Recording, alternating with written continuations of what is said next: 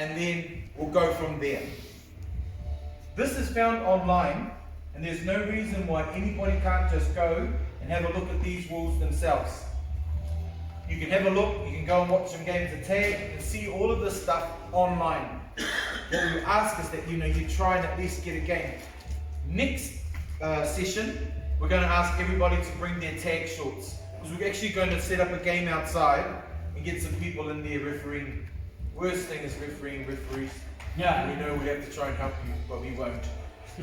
We'll just be all about scoring tries and best kicks and grubbers. So, Carl, just a question. To obtain that, is that on our Nztfi tag page or on the website? On the website. Oh, yeah. All rules are on our Nztfi pages. We just don't want to get interrupted by Rob. And so one thing that gets us in a lot of trouble in tag is the contact. And people think that, oh, it was a good rough game of tag. There is no such thing. Oh, And on the first day of a tournament, players are really good. You see that in a touch tournament, league tournament, everyone's kind of like, oh, just getting it. As the days go, what they got away with on the first day, when they ran in and they kind of grabbed your tags off your tongue, on the third day, that means war. I want to punch your face.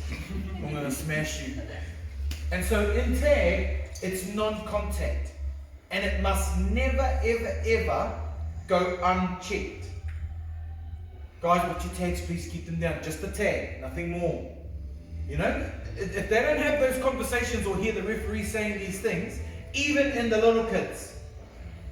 Come on guys, remember the rules, you're not allowed to tackle. The 7-year-olds will go in and do short barges, those ones. But if they don't get told, it just keeps getting worse and worse. And the worst thing is a referee on the third day getting it 2 teams, and then they start penalising for contact. Like, man, we haven't been penalised the whole tournament. Where's this random guy come from? So, right from the word go, that's what distinguishes us from rugby league and rugby, is that it is a non-contact. When you take the tag, you just take the tag. Can't reach across and stop person coming through. Can't run across and tag them and then they fall down. Even though it was desperation, you made the person fall. And those are the things that you need to have in your head when you're looking at those basic rules of tag. For juniors, right up to seniors. No contact. Signal for contact is across the front, and then followed through with an explanation. Or you're showing it. So penalty there, contact, you're reaching around the player. Penalty there, contact, you've gone in and shouldered them, or you've just made those hits. So just making sure that you do those things. And we'll go through the rules and the signals outside. Maximum 8 players on the field at any one time. Is that the same for mods and minis? Yep. So minis and mods have 8 on, adults have 8 on, always. How many can you drop down below? 5. Minimum 5. Minimum is 5. Can't drop down any lower than 5. Yep. Okay? And it's all in the rule books.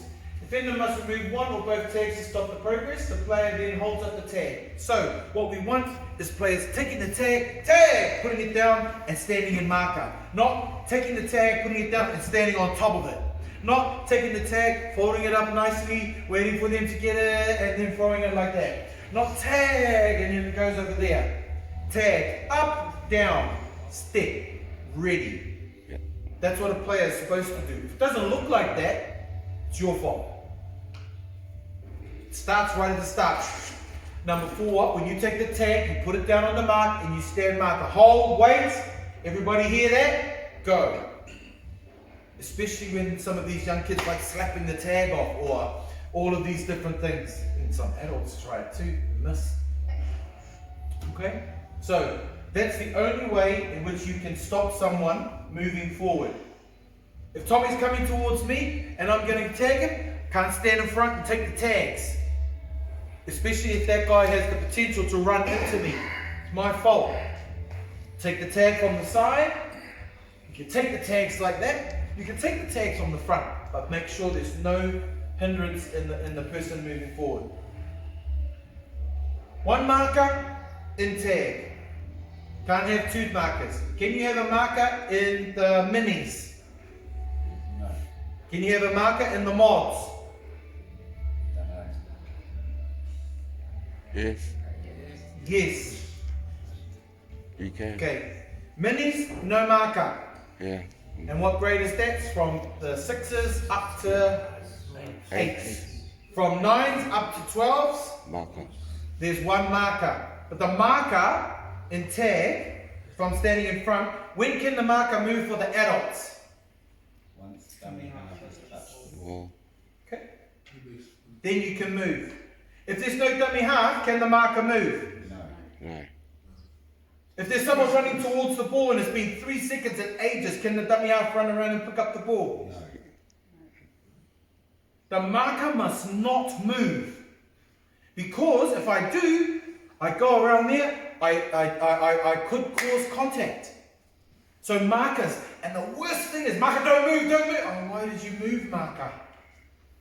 There is no way the marker can move unless you have stopped play because the ball's dead, because no one picked it up, or because you've seen an infringement on the other side. So the marker must never move. In mods, it's like the junior league. The marker can move, but what happens? Once Once the ball has been passed and the receiver has actually caught it. So the marker can't move in the mods until one pass.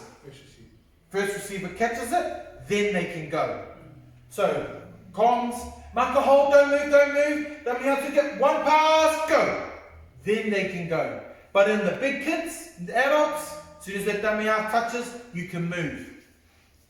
Dummy half, if a marker tags the dummy half, they're either cheated or the dummy half's useless. Okay? The only way a marker can tag a dummy half is if I pick up the ball and I stand there for a while. Yeah. I'm serious. The marker must be 1 arm's length back and cannot get there. And you see them always go like those ones. No, it's a penalty straight away. Stand back and keep that play ball area neutral. Lots of learning there. We'll carry on with those ones, but no marker in the minis, but there is a marker in the mods, and there's special rules. So find those rules. Defensive line, defending players 7 meters back from the ball. That's in the minis and the mods but in the minis, just use your consistency. Don't do one team 10 meters, the other team 5 meters. Just make sure it's around 7. But 7 meters, and they can't move forward until the dummy half touches the ball. Even if there's no dummy half, the defense can't move forward. 6 tags, same in the juniors, and it's a handover once they get 6.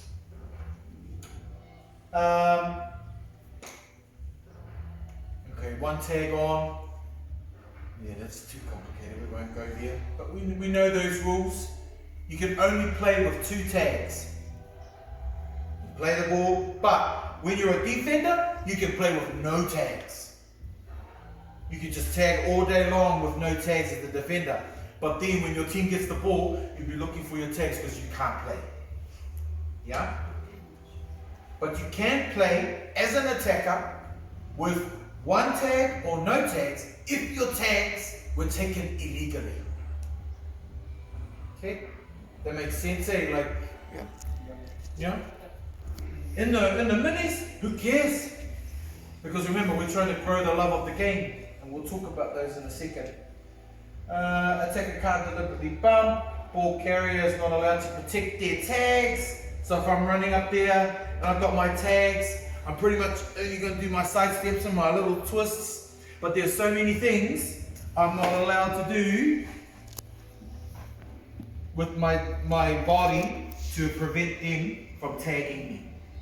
Okay? So we'll go over those as well. 2-point throw, who cares? Simultaneous tag. So say for example, I'm going to pass it out to Brent and then I get tagged at the same time. It's play on. It's like in touch. Touch same time. Yeah. Play on. Yeah? Same with tag, same time, play on.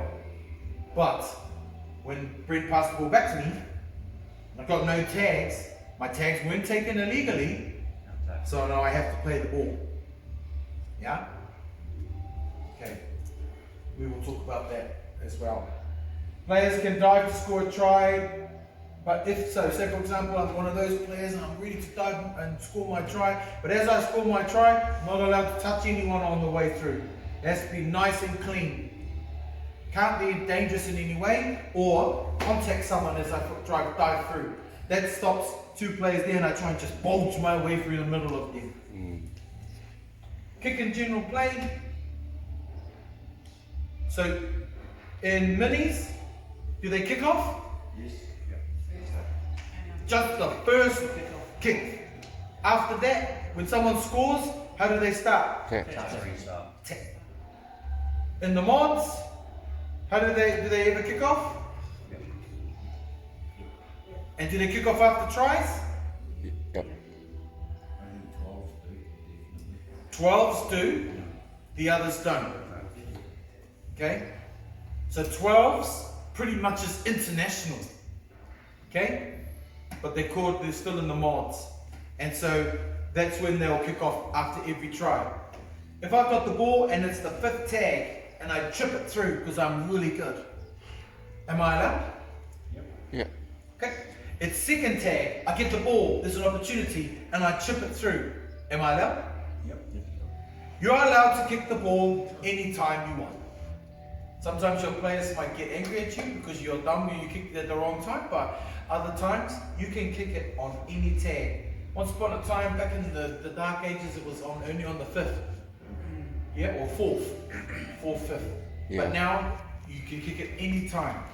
How you kick it, there's different rules. The ball must never leave my foot and then go higher than the referee's shoulders unless it's hit the ground first. So I can grubber it into the ground and then it can go up into the heavens. That's play on.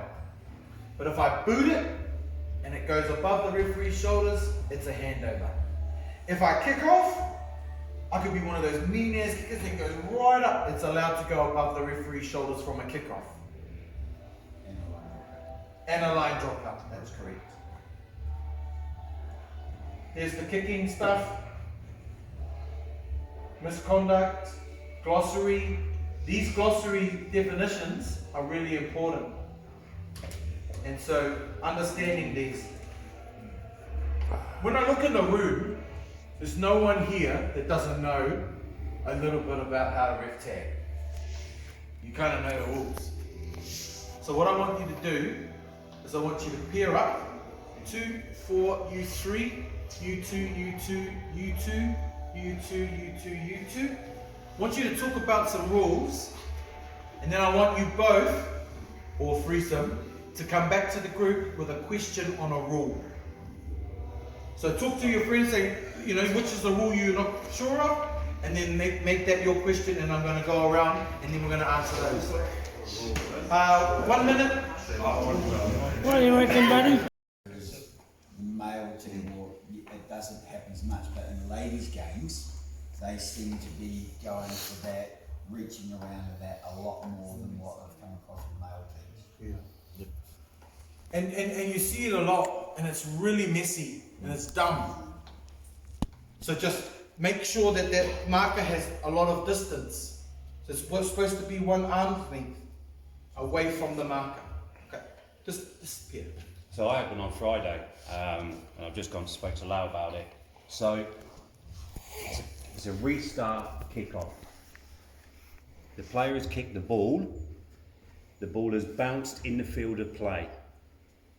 As it's gone up, the defending player has touched the ball is still propelled upwards. That player then has gone backwards and caught the ball behind the try line. What's your ruling? Dead. He says dead. Who says play on? Okay. The correct call is dead because it's not the try line. It's the dead ball line from the kickoff. So explain it one more time. So here's the ball, halfway here. This player watching. So the player has kicked it from halfway. The ball bounced here, and the player was in the field of play around here, and as the ball's gone up in the air, they've done that, touched it, they've then gone back and caught it Behind the shoulder. behind the try line, and because whether they touched it or not, ball's going over. So the correct play is Goal line dropper. You have to control the ball before crossing the line. Goal line, eh? no, because of the kickoff, that's not the try line, that's a dead ball Yeah, line. but they're just trying to make it simple. If he caught it, if he catch it before the try line, he has to carry on running. Because it is top over. Yeah. Deep ball. You took it back, eh? If you had Yeah. control, you could run behind you and back out, no worries You whatsoever. just have to have control of the ball. Then you'll hit it before it crosses the line or it's not listed there. So here's the rule. Yeah. How the ball gets down to that line, there's multiple ways. It could be kicked off, bounce, who cares? It could be kicked off, touched by me. Alright? But the ball at a kickoff must not go behind this line. Because like Lee said, at a kickoff, that's a dead ball line. Not a try line. It just changes the perspective. So, as teams, we've got to make sure that the ball doesn't cross the plane of the line, cross off in the air. Now, the only way the ball can cross the line and play on is if I catch it on the full in here, or I catch it here and run back in here just to get my step and then go. Because I have control, and you're dumb if you catch it in there on the full, mate. Like you're an idiot. You're like, why? Because you're dumb. You let it go, right?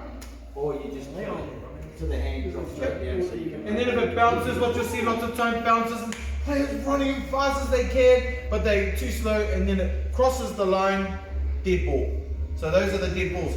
But what Lee's saying came to him, he hit it, and then it was like, oh no, and then he caught it in here. He had no control of the ball, so he tapped it into there. That is a dead ball. Control of the ball is catch before the line go, or catch it, walk in, get my steps and then go, that's fine. Catch it, and then pass it to my mate in there, that's fine. You're allowed. But not tip it. It's a tricky one. And you'll see it though, because the ball will roll towards someone, and then it gets that awkward bounce, and then goes up, and then it goes in and catches it, and then he runs. Oh, I can see it happening. But no, sorry, bro. Half of his team challenged my decision. What was the decision? My decision was a goal line drop. Yeah, just think it's have to control the ball before it crosses the plane. It's the easiest way to explain Yeah. it. And then it's middle line, goal line dropout to return the ball back to the attackers. Any questions? Funny one, you'll only see it every now and then. If you ever get a game and it happens, make a call. You're either going to say play on, or you're going to say line dropout. You're not going to say, because you lose all credibility. After the game, you go, hey guys, remember that thing down there? I'm going to go get it checked. Oh, but why don't you check it? I have to keep the game going. I have to give everyone confidence I know what I'm doing. But I'll go and check it for you, and I'll come back and I'll apologize. Players want a ref to make a call, not do the 25 meters back. You just make it. Line dropout. Why ref? Line dropout. I'll explain later. Oh my God, am I right? Who cares? I'll check it later. And then I'll come back to the pardon ref. Nothing. Okay, that's what players need. They don't need persons going. Okay. Because you're either going to get a 50% right or wrong in that one. Okay, great question. We'll come back to you for another one. You guys had something you were talking about? What was that one, Tom? Well, once upon a time, try, okay? Try. You could try. This is confusing me, yeah? Mm. You say when you score a try, you dive with the for ball. the line, right? It's a try. Once upon a time, I remember that if your knees touch the ground before you score a try, it's no try. Is that right? Oh, well, that's what I want to know. Whether So, ladies, please stand. So they're on the line, and I'm that gun player. What Tommy's saying is, I can score a try only like that. yeah. But if you change my body, okay, you can see what's touching the ground. My feet, or those ones, where I'm up in the air, like that. What Tommy's saying is some people do the hard out, and then they go like this. If my knees touch the ground in the process of scoring a try, and players are there, no try, tag. But before the try line. Yeah. Before the try Try line, you can do whatever you want. When the players are there, I'm only up to the line here. Yeah, okay, so that one there, okay? Can you go stand over there? A bit further. And can you stand over there? Like here? If they are nowhere near me, no one around, and I do the ridiculous collapse, knees on the ground, ball down like this, what's the call? It's a try, but you explain to them, bro, you're lucky, man. If someone was near you, there would be no try. Can you practice your diving? Okay, that's a try. People will scream from the side, knees on the ground. Oh, okay. Can't explain it right now, but there was no players near. Got it. But once the players are there, now if I cross the line, like Simon said, and there are players all around me, and I just do those claps down on my back or fall down on my knee, you can score any way you want once you cross the line. Yeah. Knees can cross on the ground. Of course with control. Fall straight down once you cross the line. Doesn't matter who's near you. But before the line, there are rules. Make sense, Tommy? That's it, yep, that's Thank you, all. ladies. Thank you. So scoring that try, you just hope it's just plain and simple, put the ball down. If you're doing the minis, the little kids, and that one child dives and scores the most ridiculous, ugliest try and all his knees up, you give the try.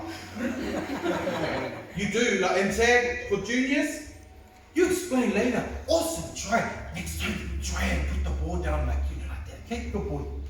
Because you explain that. You know, it's about growing the game, but apart from that, you explain it to the 40 parents that have come to watch him. Good luck. Okay? You give the try and those ones. But of course, you think about safety. If that child's brand new 7-year-old and bulges through the gills, no. There's the limit. But if he scores a try and it's one of those knees on the ground, you will turn an eye to that. As long as you say out loud, fair try here, yep, knees are on the ground, but under 7's all good. And everyone would, oh yeah. But then make sure you do it for the other team. Yeah? You three. Go on, boy. Come back to you. 50-10 rules. Yep. So it's like on kickoff, you kick it goes 50-10. Where would you normally place them? Where would they start? Where would the kicking team restart? Yeah. So you bring him in 10 metres on the 10-metre line. So, here's the kick. What he's talking about is a 50-10. If I kick off and it goes out in here, if it bounces and goes out anywhere here, steer ball. In league, remember, Yes. anywhere along the line, if it goes out from a kickoff, it's the attacker's ball, scrum and feed. But in tag, we say, a little bit more complicated than that, guys. It's got to go out in here. If it does go out in here, Waka's asking, where does it restart? 10 years, huh? So if it goes out 1 meter off the line over here, where does it go? Where does it restart? Up to T. T? 10 in? Yep. There? 10 in, 10 out. There. So 10 in, 10 out. Does that make sense? So it's a nice clean handover. If a ball goes out over here, and then you call it in and make them hand over right in front of the line, messy.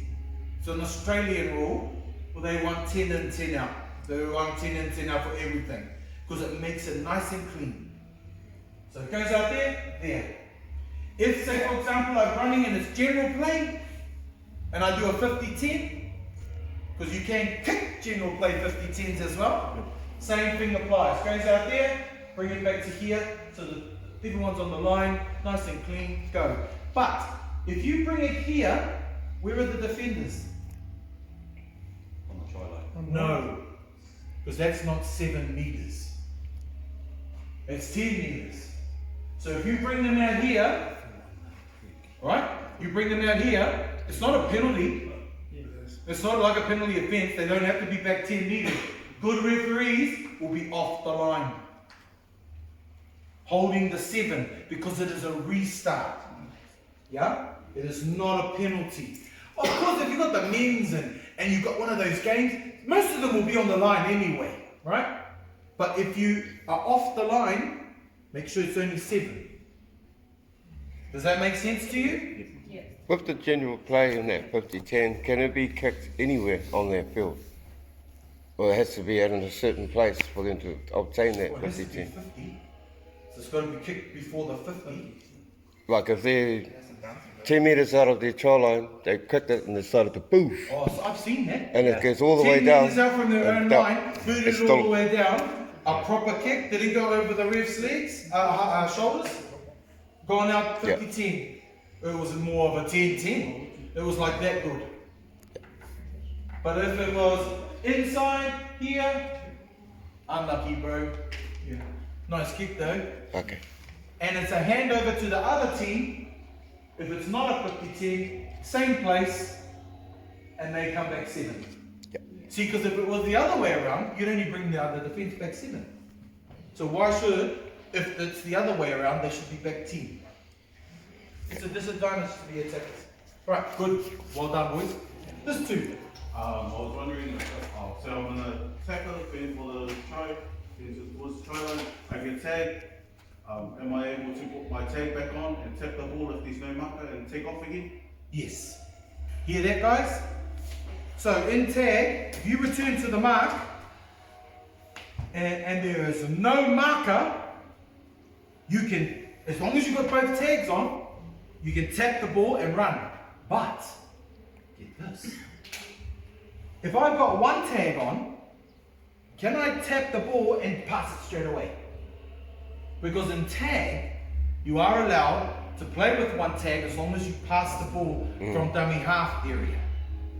So you can be a dummy half with one tag. But you must pass it straight away. You're just there to deliver. The answer is no. Right? So, get to the mark, 2 tags on, put the ball down, tap, and go. And lots of people, when they're on the line, the last place the person on the line standing is right in front of the player. They're usually to the side, ready to go like this. So any clever person will just put the ball down, tap, and then put the ball like that, and it's a try. Ugliest try on earth, but it's a try. Good. You two?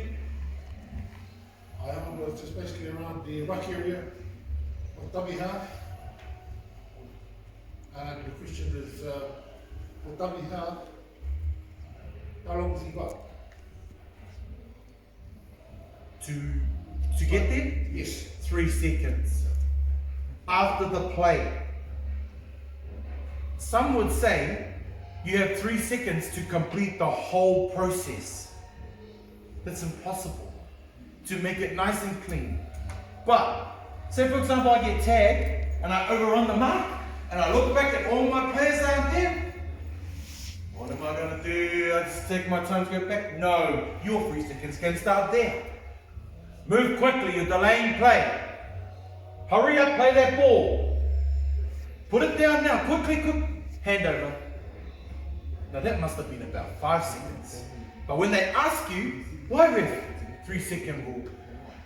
Oh, but it was like 10 seconds. 3 second rule. Alright? And lots of people will come back, get to the mark, put the tag on. You know, don't be pedantic. Like, don't be, as soon as they get there, 1, 2, 3 seconds.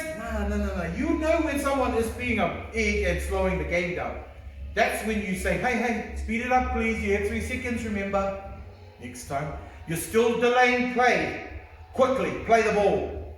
And then they play it straight away. It's all good. Quickly, you're still delaying play. Yeah, ref, I'm just waiting for you. No. Now you know. Okay? 3 seconds. Good call. You too. There's a question around games that are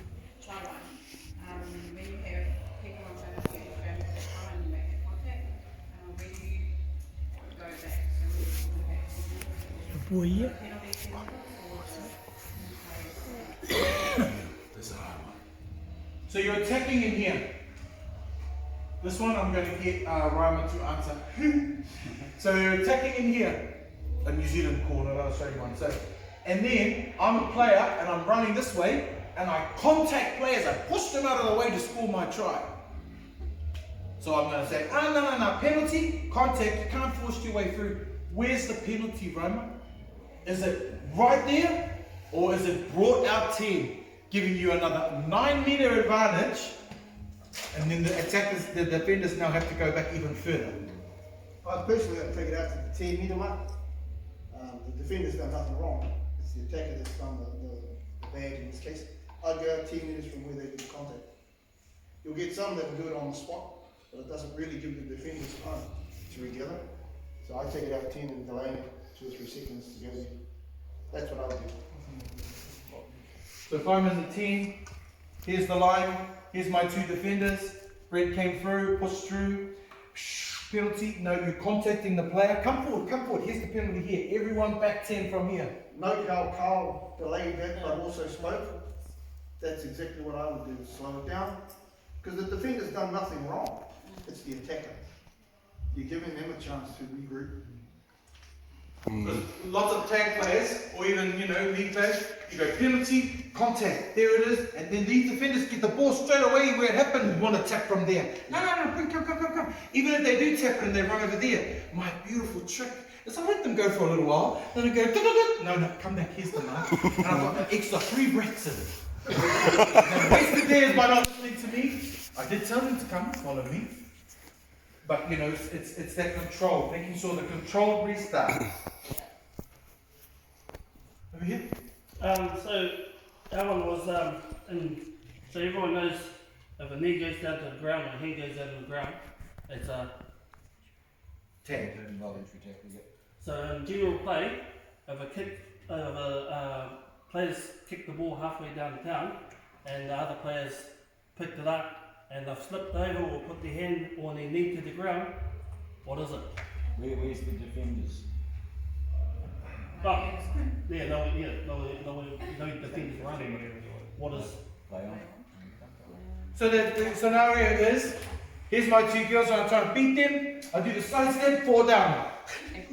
Or like fall down like this. As soon as I fall down, within tagging distance of players, it is a tag. So you just got to tag on the ground. Unlucky, bro. Next time wear the proper shoes, those ones. Play it there. But if I do a side step over here and fall here, play on, get up. Because no one is near them. Yeah? But explain it. Because everyone will be, knee on the ground, ref. Arms on the ground, ref. He's on the ground, it's a tag. No players close. Tagging distance. Like Brendan said, his example, bounce back, and someone's running for their life. They pick up the ball and then they slip onto the ground. And some people say, oh, on the ground, ref. No, play on, because no one's near them. Got it? Yeah. Just a collapse. It's like the try. Remember the try? Your knees on the ground, no one around. Hey, bro, please score properly. Makes it easier on me. Okay. You two. Okay, attacker has kicked the ball through the defence line, and the sweepers come around, and the attacker is coming towards the ball as well. They're both side by side. The defence player falls on the ball. What's the rule in here? So, attacker kicks it through. On 20 metres. And then I come through. Yeah, and they're both running. And then the defender's coming as well. And then the defender falls on the ball. Yeah. Play on. Tag. Yeah? If I kick it through, and the defense coming, I'm coming, and I dive on the ball, penalty. Attackers can't dive on the ball. Defenders can. But it's a tag straight away. But in their example, if I chip it through and there's no attacker around, and I'm the defender, and I'm one of those, oh my god, I have to dive on it because if I try and bend over, I'm going to knock it on, and I dive on it, Play on, get up. Because no one is around. Does that answer your good question? You had a second one? That was the question. Answer? Yeah. Anyone else with any rules? Just a quick one to that. If Brent kicked it through and he was chasing it and it ricocheted off my legs and went back, does that mean Brent can jump on it now? Or is it still Ricochet, did you play it or did it ricochet? Well, that's a great question. That's up. Well, if you say ricochet, not played at, Yeah, Sam Magooba the first time and I didn't play at it, Yeah. then has Brent got the right to dive No. on it? But the second time if I played at it, then Brent has got the right to dive on it. because technically the person who plays at the ball has taken ownership or wanting to grab it, so it nullifies what's happened. The easiest thing to do is it always gets ricocheted. You start doing the, nah, he played at it, but unless he boots it, then it's like play on all good. Any other rules? Oh yeah, can you penalise a defender when he rips the tag and he throws it away? Absolutely. And for that, it's a penalty straight away, and it's just mimicking the motion of them throwing the tag away. Yeah? There is some really over-eager ones, tag, and then penalty, like that should be a penalty straight away.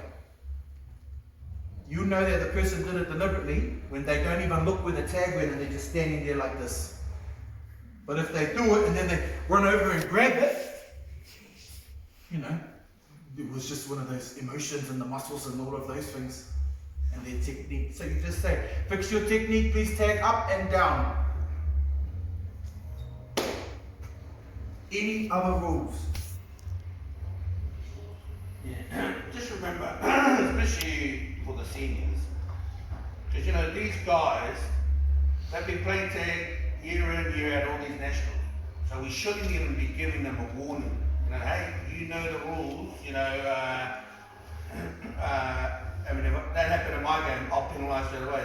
Oh, but ref, that's not done, I get a warning. Why? You guys have been playing for how long? So don't give them that opportunity because, as before, as we started our refereeing, you want to set your standard and put your mark on the game, but don't put your mark on a game where you'll be penalising every 10 seconds. But, at least if it happens in the first few minutes of your game, penalise it. At least that way everyone will, this guy's serious.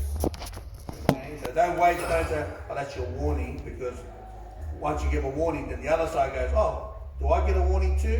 And then that's going to start that roll-on effect throughout the game. Because that one warning, because when, as the game progresses on, and that other team doesn't really do it until later in the second half, and then if he doesn't get a warning, and then yet, they're going to start complaining. So really set the standard of your game from the time you blow that whistle.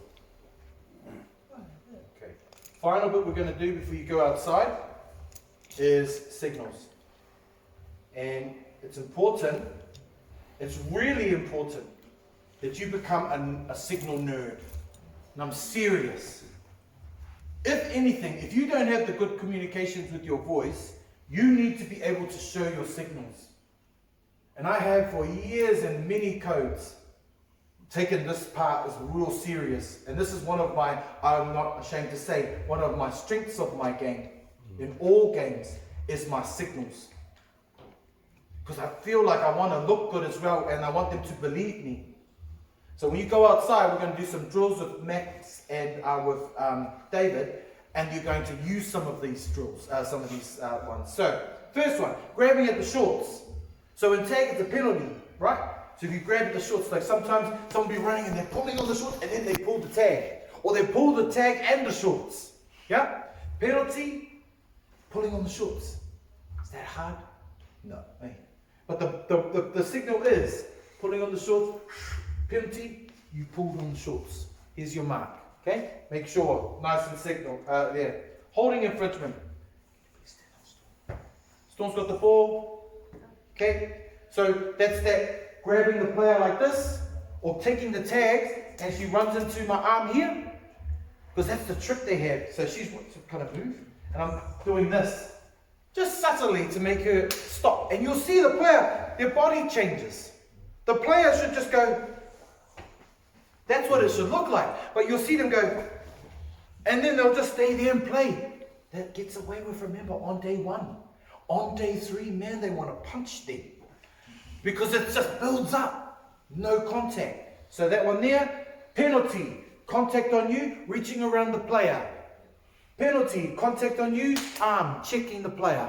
Shoulder, grabbing, do whatever. But just make sure that that signal comes. You got pulling on the t-shirt, same as the shorts. So it's penalty, just pulling on the shirt. Okay? Hand out a penalty, tuck your shirt in. Same thing, just show the signal. Incorrect, play the ball. So they could be playing it crooked, they could just throw it down, knock on.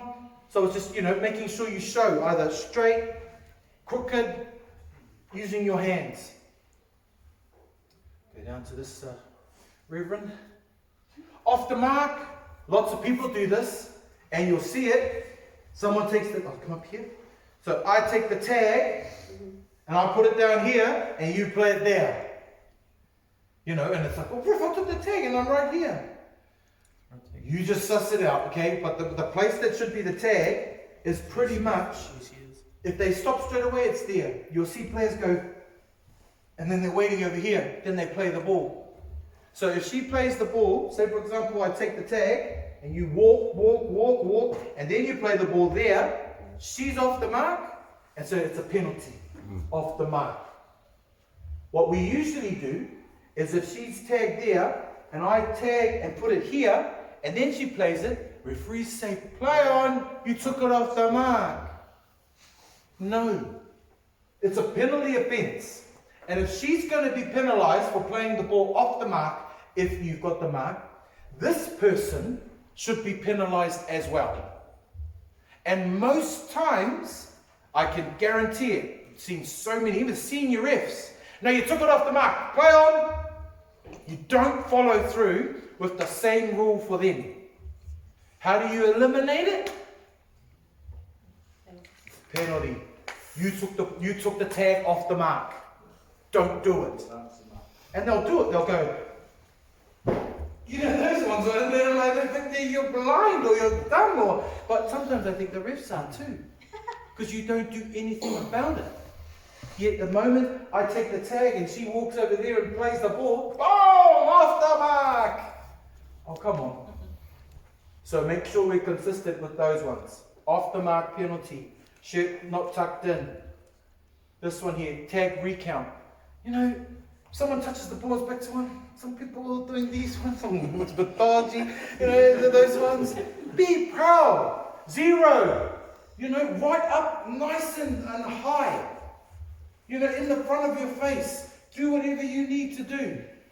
Even if you think, oh, you want to be even more flash, touch the hand, back to 1. By all means, get them up high. They got the Dysons in there. It's not the, those ones.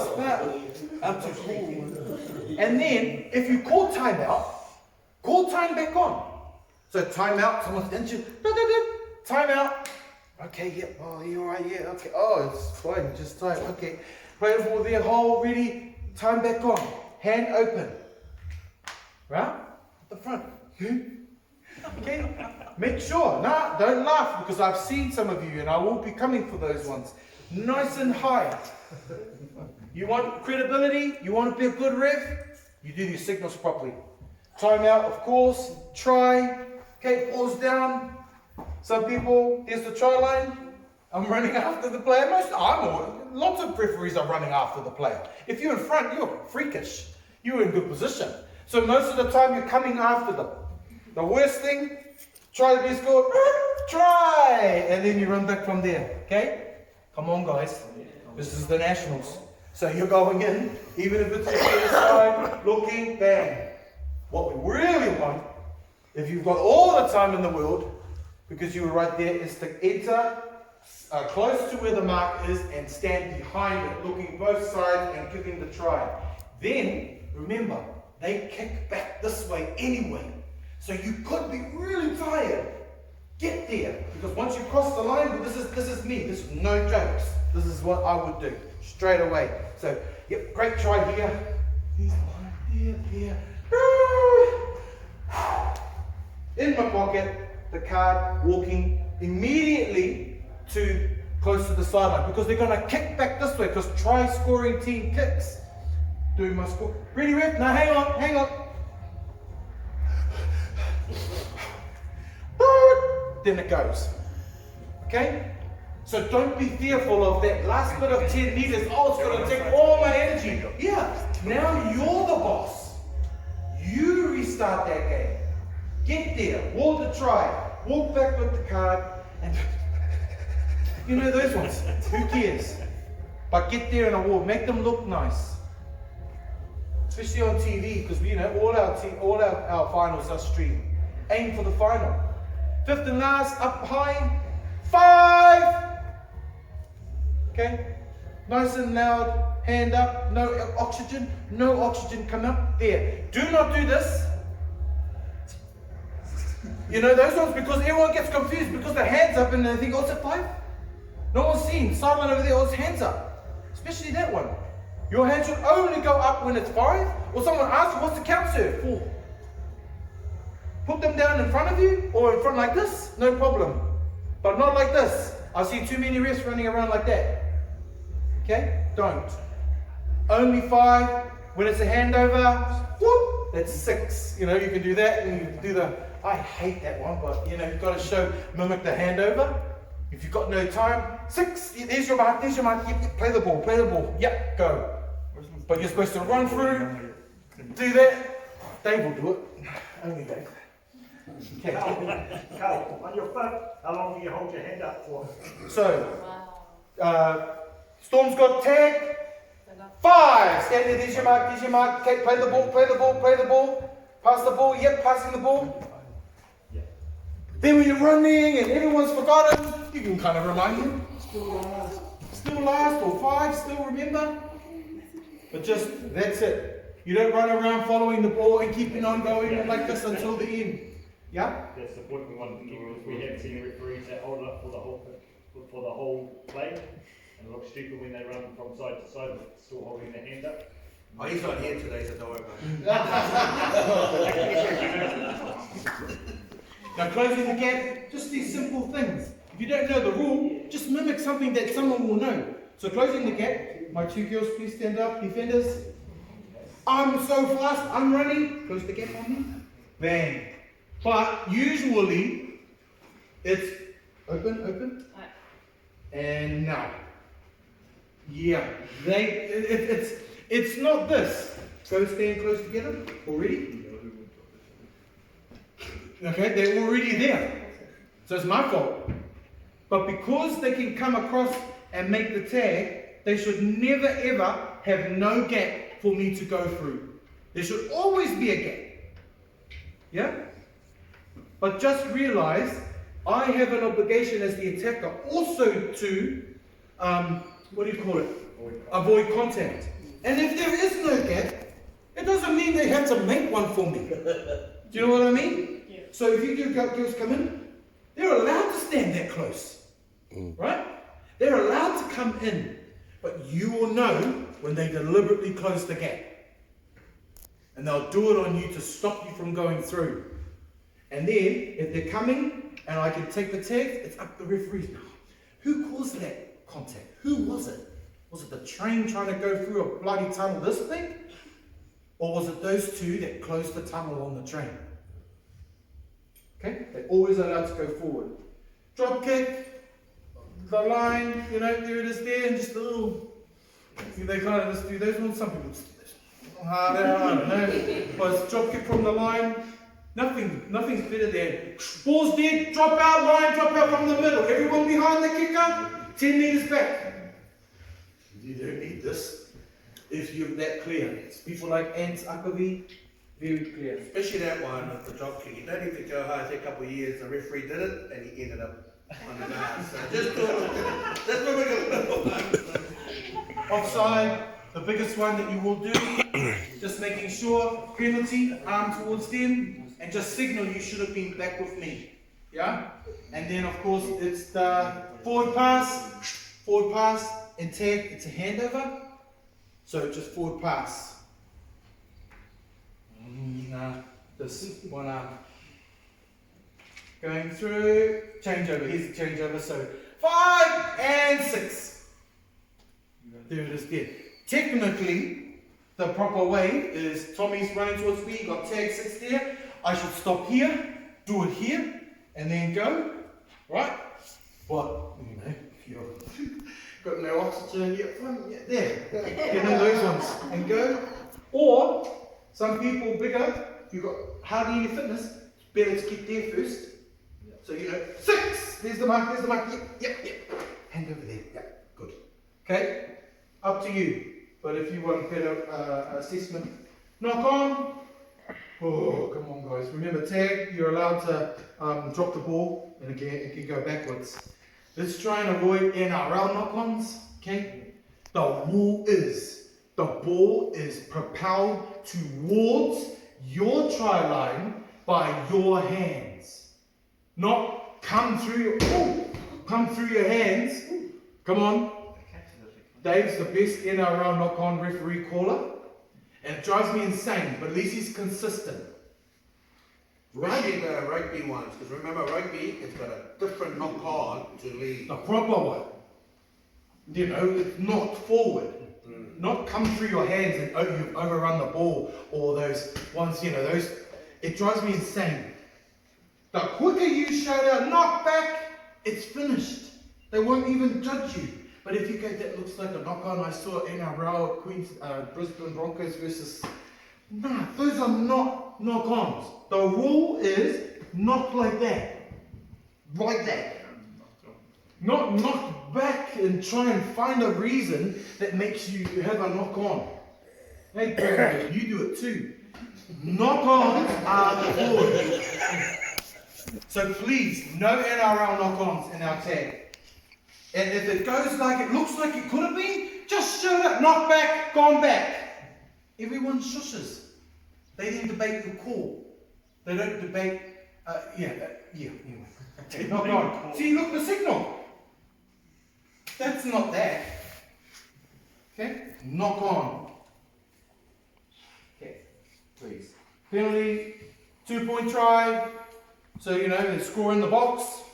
2 points. 1 point? No. No. Just for 1 point and 2 points. Almost there. Jumping, penalty, jumping. And remember, jumping is not, there's my 2 defenders and I'm jumping like this. Okay? Jumping's not that. It is a movement the body makes upward to avoid a tag.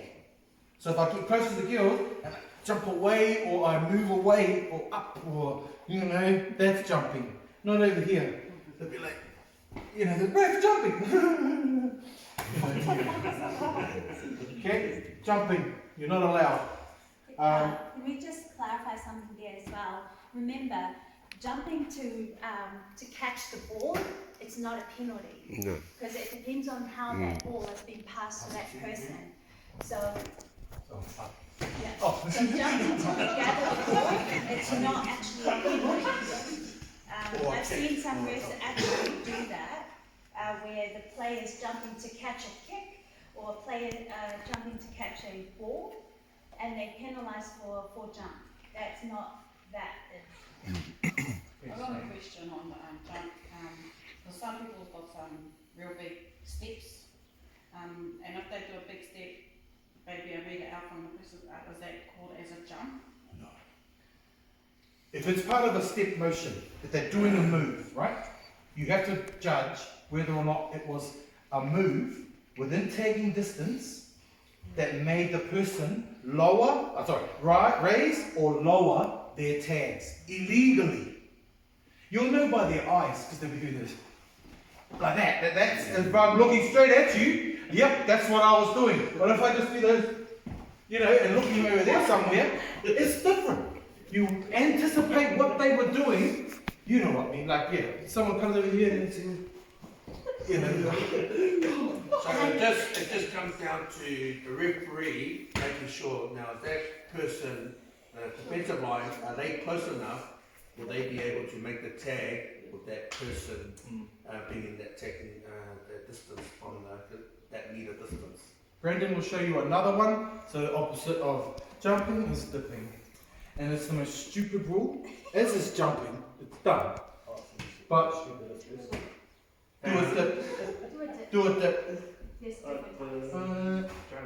Yeah, so there's the drag. But it's a little bit flashier than that. Look, what's like any of those ones, what it would look like. Okay, now I don't know what you saw there, but I didn't see anything. But that's a dip. Yeah? And in tag, you're not allowed to dip. To me, dip is, come take my tag, that's a dip. But they're doing these things, well, that's a move, that's amazing. Like, you know, that's like, it's just the same as this to me. But anyway, you're not allowed to do it. Okay? If you want to look for it, look for it.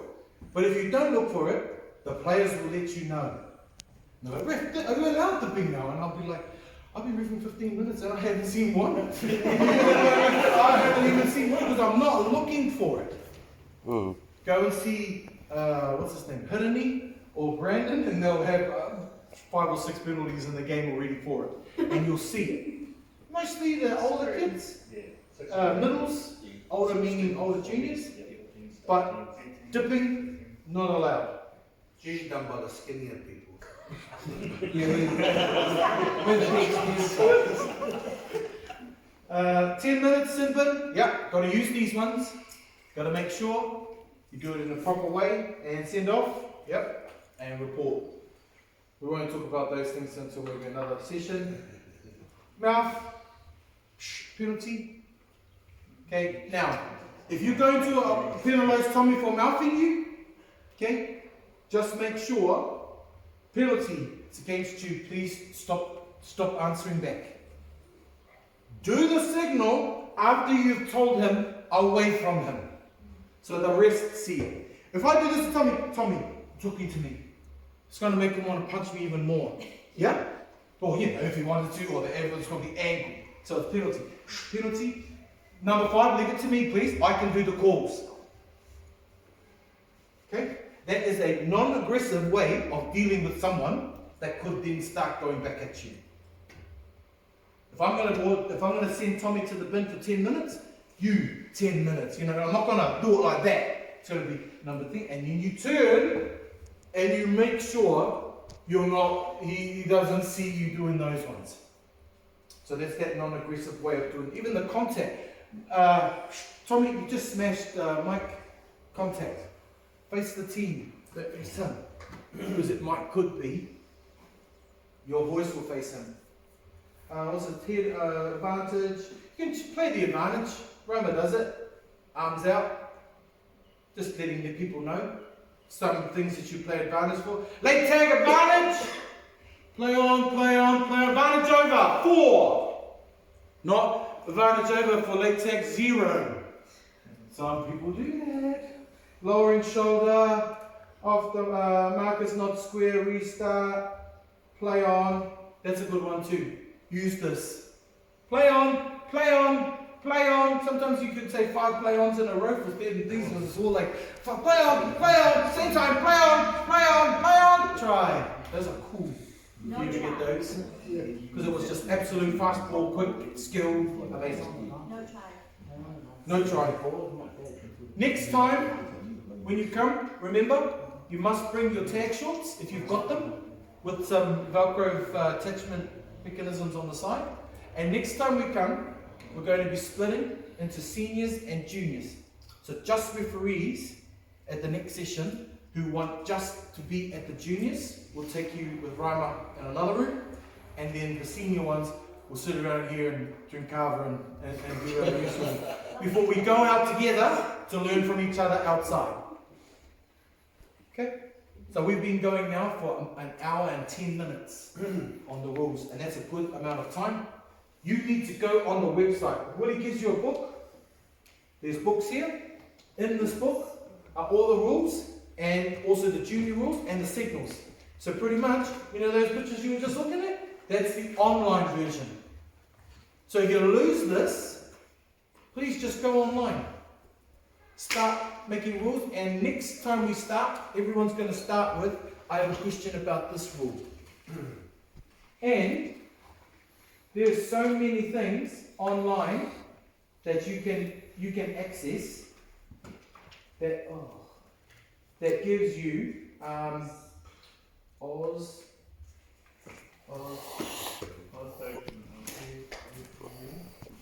that gives you you know, how the referee and positioning and all of these different things.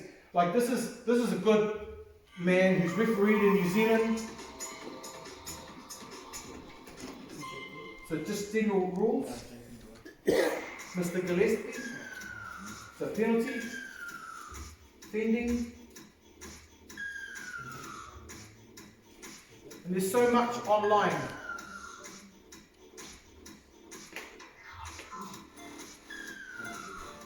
Nztfi's got one, we're just trying to find a better model. Now, it's real stale, like it's real robot, you know what he's doing. So in a real game, remember, penalty, you're using the ball on the player. There's your mark, you got to go. You know, so you try and take these robot signals and then make them into, and that's what we're going to do outside in some drills. But there's these kind of videos. There's also one more I'll show you. And it's this one. Like, he just talks to you about where you should stand at a kickoff. Now, of course, what you watch online, shut up. Just make sure that you check it. Because this is Oz tag, yeah? So you might say, oh, Dave, yeah, I saw on the video. Now, see how he's there? Now, there is no set place to stand at a kickoff. There is desired places, but there is no set place. So the attackers are all here, defense is all there. This referee chose to stand here. He can see the dead ball line, he can see the sideline, he can see if the ball goes 10 meters, he can kind of see if they're all behind the kicker, right? You need to choose a place that you see all of those things. If you stand on the line, and here's the halfway, you stand there and you go shh to do the kickoff, that's really the only thing you can see. If you stand out in between the halfway and the 10 meter, the line all on side and there is really the only thing you can see. If you stay there. So be prepared. If I get a kickoff from here, I should be 10 meters of that ball when it bounces. If you hope in hell, if you're going to start it and then just jog behind, then you're going to see it go dead, you've got binoculars or something. So you stand in a place that you can see the kickoff and then move to wherever else you need to be able to. Worst thing is a ref, you've chosen this side and then they change it and kick it that way and something happens over there. But at least if something happens over there, I'm 10 meters away. I haven't just stayed where I was doing those ones. Yep, looks like a knock on, you know. So use these videos to help you. Even your senior refs, use them to go, no, I don't agree with that, but maybe a little bit more to the left. And remember, positioning in a kickoff, positioning anywhere.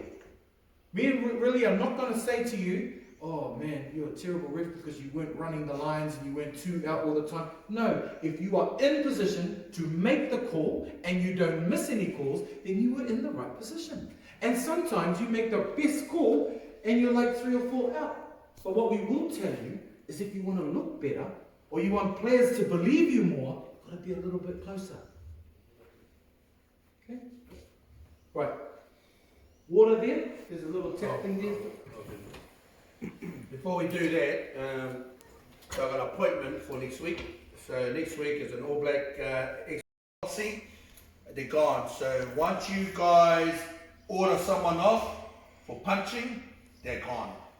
Okay, because we're finding that the judiciary was spending too much time, well, I'm spending too much time with Lisa and us at the judiciary because they want to They want to bring all these allegations in, so we're following Australia's footstep, one punch policy, and you're gone.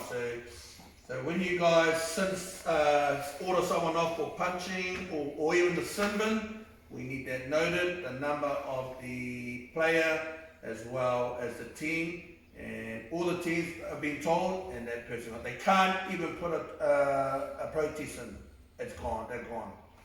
Okay, because last year's juniors, too many fights, so we want to eliminate that straight away. So the referee, the decisions that you guys make during your game, unfortunately that person will be gone from the tournament. Now, the key to that is having the nuts and the courage to do something about it. The worst thing is if we get back to the headquarters, there'll be a report brought in, and they'll go, Maxine was the referee here, and there was a big fight, and one team is citing number 6 and number 7. They came in and they punched someone, or they threw swings. When we talked to Max, oh, yeah, it was a big fight. And I penalised them and I brought them up. If you see a punch, from now on, big fight, time out, which one's punching, he did. What's your numbers? I don't care, but I'll remember your faces, okay, go after you. Soon as it calms down, okay, one punch policy, you are off, you are off. Take the tax. Yep. Okay, then it's easier later, because then the players are actual. Don't do the, well, yeah, okay, he only responded to him doing a hard one. It was a bad game, and he must have been angry, so he just got up and just went.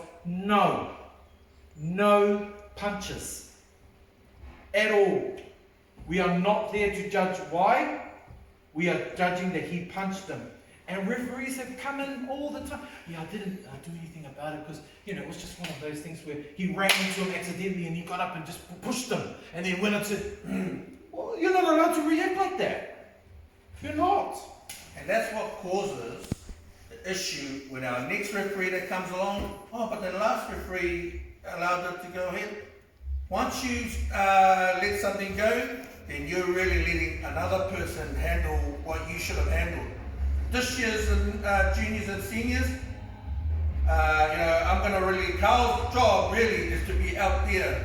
I'm giving the appointment to somebody else because we want more senior guys, coaches out there really watching how you guys are really delivering the game, because last year with all the fights that's happening, it's really getting that bad. So we really want to make sure you guys really, like I said, you guys got to have the balls to really pick out who those guys are that are throwing the punches only. So if it's 4 from either side, 8 in total is going to be gone from the field. Yeah. Okay. That's game over then. That's game over. Yeah. Then you game it over. But the coaches and managers all been told. They've all had meetings, so they all understand. So they now have got to go back to their team and say, hey, the one punch policy's in, because they've all asked for it. Australia puts them on, why don't we do it? So now we are responding because we are going to add it in, but hey, be careful, you guys better make sure you manage your players. Okay. What happens if a sideline punches? Then that person will be gone. So they know who that spectator is, then that person's gone from the field or the tournament. And you are to stop the game, and you are to identify the person. Yeah. That man there, I think his name is Waka. You need to leave the field. I cited you, and you write their name down. If you don't know, oh yeah, it's that man with the blue shirt there. Okay, I'm going to ask the coaches what's his name. And if hopefully we've got the vest system, that someone from the sideline will go and tell them to go anyway, or the marshals. And don't start it, don't be pressured, no, I'm going to start the game until that guy goes. Because remember, in both teams you'll see the coaches, hey, get that guy off. They'll respond to you, but don't start the game until you see that guy go. Or you use the marshal to radio for Carl, myself, or the other assessors to get there. Yep. Okay? So there are no match officials or anything like that at your game? You'll have a marshal. So they're there really to make sure the sideline and plus also the buckets and the balls are not stolen.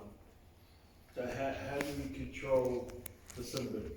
Like when you put time in the bin for 10, how do you control it? Does somebody let you know when the 10's So that person with the bin, yeah, you got to monitor it on your own time. Or remember, it's 2 sets of tag, or if he really pissed you off, you give him your whole 10 minutes. So 10 minutes is the starting point.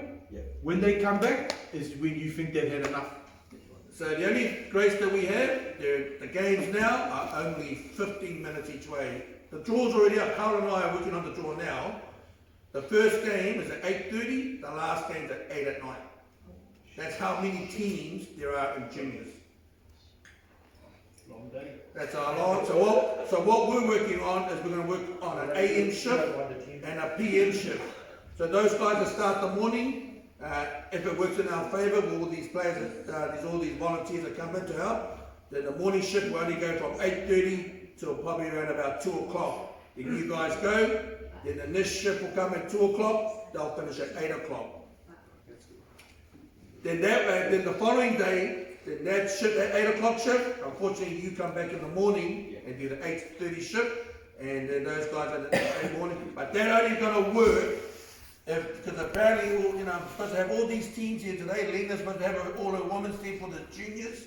So those guys got 3 more sessions left to hurry up and get here in order for us to work these shifts. So it'll be good. Can't wait. So there'll be even some of you junior refs, you won't have to do some of the games that these players can do. We can put you on a game that will really grow you.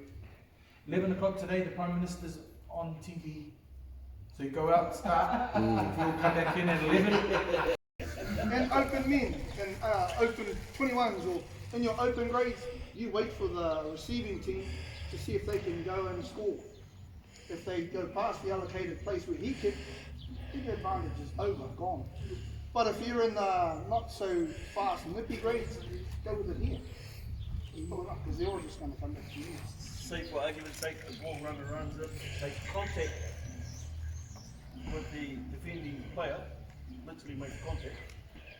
This is all in the one motion. What is the call? I would say the great eagle was contact, but first, yeah. So if they've made it back to where the player has been kicked it from, and then they contact, the greater thing is the contact, the greater offence is the contact. Anyway, we'll carry on. On to the next conversation. Okay, processes. So we had the sin bin and send off. And a lot of the time what we were seeing was what we want to do, there's a process that we do for this. So first thing we do is what? One at a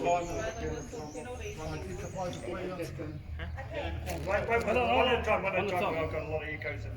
So you blow the whistle for the penalty. And do the action? You do the action if it was contact. Time off. And then you pull the captain in. And you pull the player in. You hold the player out slightly, so they're not coming into you, because you don't know, it could escalate. So you try to keep away from the player. You talk to the captain, discuss what's happened. I've already told this player 2-3 times. They've gone straight in with the shoulder again. I'm not accepting it. Okay, most of what Lee said, 100% correct. But the first thing I would do, I wouldn't blow the penalty. I'd do the stop the time first. Okay, So I'd stop the time, and then I'd call the captain out. Captain, bring your player. Where I have to talk. Then we do the sin bin sign, and then we blow the penalty. But before you send them to Simmer, there's one thing that you haven't done. Can I have your text, please? No, we've been told not to take the No. You can do it through the captain. Captain, give me those what the tag of your player. What we decided, I think what Willie was saying is that we don't have to take the tags now. So the new process now is we don't want to touch the tags. So the sin bin, go get tags, and they should be standing in the 2-point zone. You know where the tags are.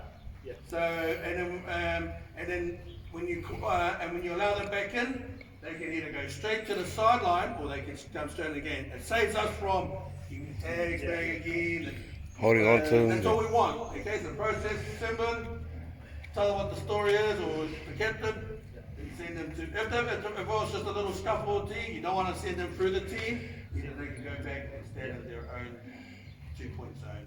Yeah. Okay, but they've got to stand outside at the top of the 2-point zone. Okay. It just makes our process easier. We don't have to deal with those ugly tags. And then if the tag goes, hold on, yeah, you can come back in. And that person might go straight to the sideline to get subbed or go straight into the game. And we've got no hassles. We'll have to get in our pocket and give them the tags. And there's 10 minutes to max you give them in the simple.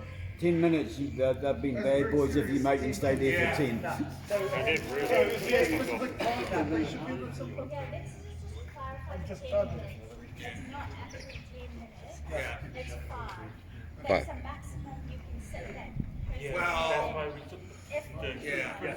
But we just signaled 10 because everybody knows. Everyone knows the the signal. international Yeah. signal. You know for- That's you're going sin to bin. the Yeah. But what we tend to do, if it's a minor offence, like just a continual thing, we may leave them in for 2 sets of tags. If they've been idiots in that, maybe 4 sets of tags. Okay. It's you as the referee determine the time. Yep. If he's still talking in the, while he's in there, you can lock until he shuts up. And if the captain asks you why he hasn't come out, tell him to shut his mouth. Yeah. Tell him to shut his mouth and he can come out. So you're not, so sit in 5 minutes at the most. And you only usually would leave that for something really, really bad. Which would almost send them off, but you didn't send them off. You didn't want to do paperwork. I wanted to paperwork. Yeah, but what you would do, you'd wait until it's either a dead ball or at the end of the 6. So they kick it, the player takes the ball, then gets tagged, then you time off. Okay, play, come back now. Somewhere where you can have a nice controlled break and play as opposed to mid-run trying to signal someone. And actually watching what he's doing. Do you have to wait for that player to leave the field completely before you can restart the game? Yes. I'm gonna make it look good. And if you see them going to the sideline, what will be your next action? Go to where the sub box instead of going to where they're supposed to be. You wait until they go to the simple. You gotta tell them. Yeah. There's someone Captain, there tell your that- player. Use the captain to tell him where he's to go. Your captain is probably the only one is your ally on this one. You can tell him, hey, he needs to go to the end of the goal. So if You you need to tell him to shut up or he's not coming out of that thing. if you send them to the 2-point and then they've gone to the side, you don't start their sin bin time until they're actually there. Yeah, it's like league. Yep. It's a way out if they ask you how long he's been there. Yeah, yeah. It's like league. Hasn't been there. When they get bin, they got to come right back to the seat before we can time. And if they don't go, make till the plays down the far end of the field, and then you go, you come back here. Yeah. You make the run the whole length, the run of show. So if I look some good If he's had a scuffle with the other team, it's going to push and shove, you wouldn't send him to their team because he said he has to walk through, so you just tell him to go down there. But if he's just done something, if he's not against a player or something, you can send him down to the other end. So you have the choice of both ends, but just as a referee, you should determine if it's somewhere where he's had a push and shove, you don't want to re-inflame it by him going through there. Okay? So you just send it down to the other end. Oh, David. Yep. With regards to, okay, so you've sent a player into the sin bin. Yep. And it's a minute before half time. And it's been a bit of a dip, so you know you're going to leave him in there. Yep. Okay. Half time blows, team goes for their huddle. Is that sin bin player allowed to join the huddle because they're a sin bin player? Yes. They are. Yes. Some don't. I know.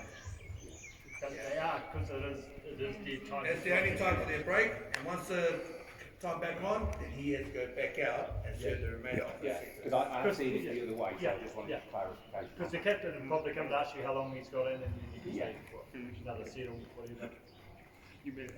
And before they break up for the just restart play, just remind the captain to let him know that he's still back in the season. Yeah, so do your count, make sure they only got 7 on. Yeah. And it's still the same player in there. Sin bin, great question. How long is it, sin bin? 5 minutes. At a max. Depending on the severity, it could be one set of tags or 2. Yeah. So is that 5 minutes or just depending on the severity? Remember that. because often player was just a little bit cheeky, so I sent them to the Simba after, and then they scored after the fifth one, so I said you can come back, they've had their advantage now, they've scored on, it was only one set. Yeah, don't get caught up in step number 5, step number 3 to go. Don't do that. It depends on the severity. And you're the sole judge of that time we're in there. Don't worry about what the patients in that extreme and how long. Even if it's the knock on, so this is where everyone gets it. So first set and next minute, they knock on the ball, and some referee won't let that person in. That's too easy. Still carry on, even if it's a knock on, wait till another set is played, even if it's the other side, let them play their 2 sets. But don't, I see it too often where knock on, oh shucks, it was only 1 set, then they let that other guy back in because their side knocked on the ball. Okay, it has to go both ways, either side. Make sure you serve, there's notice. So I'm just thinking, Dave, where am I sending it? Anyone? Where am I sending it? 2 point zone. 2 point zone. 2 point zone. Top of the box. Top of the box, so not in the 2 point box, behind it. Yeah. Okay, so the offence is a bit worse, and he's not going to the bin. He's been sent off. What is the process there? Anyone? Someone's getting a wallet, huh? You know this? Yeah. Call the captain in? Yeah. Talk to the captain, tell him what's happened. Yeah. And if nothing's done, send the captain in.